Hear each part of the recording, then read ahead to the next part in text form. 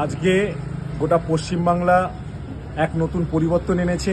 এক কালো আকাশ ঢেকেছিল পশ্চিমবাংলা, সেই আকাশটি কালো থেকে সরিয়ে আমরা আধারে আলোর পথে এসেছি।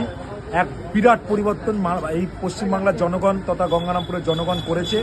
কিছু অতি উৎসাহিত যারা কখনোই দলের সঙ্গে জড়িত না বা কোনো সময় জড়িত ছিল না, আমরা গঙ্গারামপুরের প্রার্থী, আমাদের বিজয়ী এমএলএ সাহেব, আমাদের অশোক বর্ধন সাহেব, দিলীপ বিশ্বাস, আমরা টোটাল গঙ্গারামপুরের নেতৃত্ব আমরা কাউন্টিংয়ে এখনও অবধি আছি। আমরা বালুঘাট থেকে সবাই রওনা দিচ্ছি, কিন্তু ইতিমধ্যে আমরা জানতে পারি গঙ্গারামপুরের কিছু অতি উৎসাহিত ছেলে ছোকরা যাদের বিজেপির সঙ্গে কোনো সম্পর্কিত নেই, যারা বিজেপিতে কখনো কোনো আন্দোলনে বা বিজেপির কাজে নেই, তারা বিজেপিকে বদনাম করার জন্য অতি উৎসাহিত হয়ে কিছু পার্টি অফিস, তৃণমূলের পার্টি অফিস বা কিছু ঘরদোর নাকি ভাঙচুর শুরু করেছে।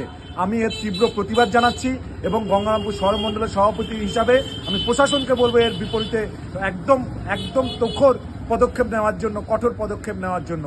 আমরা ভারতীয় জনতা পার্টি এই ধরনের কোনো ব্যবহারকে মেনে নেব না, মেনে নিচ্ছি না। আমি দলের তরফ থেকে বলছি, এগুলো যারা করেছে তারা কেউ দলের নয়।